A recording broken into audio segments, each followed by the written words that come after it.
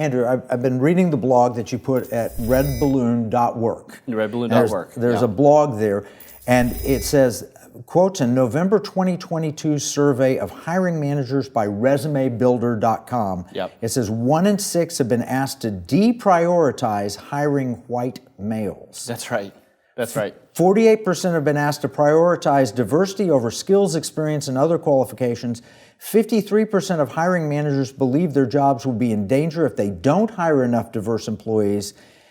Is that really true? Yeah, and the last one is 70% of the hiring managers believe that the company is just virtue signaling, that they don't actually believe it. But this is a broad survey that hit a lot of hiring managers, and we're hearing this all the time. Wells Fargo, who was interviewing black women, mostly to hit a quota even for jobs that weren't open. I mean, think how insulting that is to a person.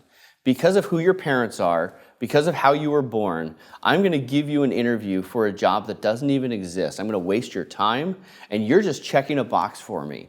That is so dehumanizing of a human being. Even when you get hired, no matter how skilled you That's are, right. Everybody's question, well, they're just checking a box. That's right. I mean, by contrast, what was that movie? There was a movie about the computers at NASA. Kevin Costner was in it. Right. And it was all these black women that were genius 100%. mathematicians, but they couldn't even go into the same building. We've gone so far now that we're elevating them, but not even, we're taking people for their skin color and not for their capabilities. That's right. And I'm going to tell you a story, and this might curl your hair a little bit, which you've already got curly hair, so yeah. it's fine. Yeah, and I don't. So I was talking to an executive at Microsoft, and she said that she had an American flag for her background for Teams.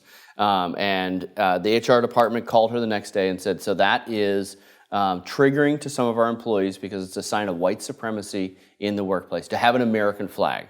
So she was told, you may not do that again or you're going to be written up by HR. The next day, another coworker had a picture of a black man being lynched, and it said at the bottom, a good man died at your hands today.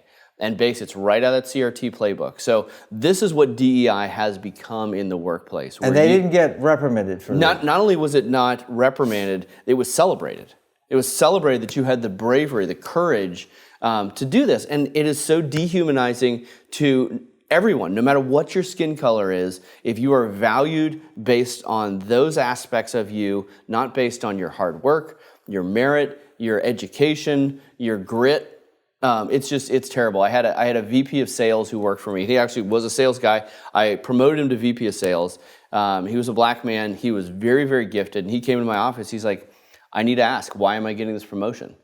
Is it because of my skin color or because I did a good job? Because if it's because of my skin color, I'm going to have to say no, because that's insulting to me. It is insulting. It's insulting to me. And I said, no, you are the best person for the job. He's like, then I'd love to take this promotion. So I think that there, as you said, we are the majority. There's a lot of Americans who are seeing through this stuff, but they just feel like, well, I've just got to go along to get along, and I'm going to self-censor on these things.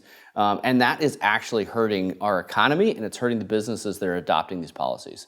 Well, let's talk about the E, because that kind of ties into exclusion. Tell me about that. Well, exclusion. So obviously they talk about equity, and equity is not giving everybody a fair chance. It's making sure everyone ends equal. It's the way that they define it, it is it's a wrong way to think about the world. It's soccer games that don't keep score. It's Harrison Bergeron from Kurt Vonnegut that I had to read in high school, and I thought, this is stupid. No one would ever put up with that, and we're doing it now. Yes, this egalitarian, like everyone has to end the same.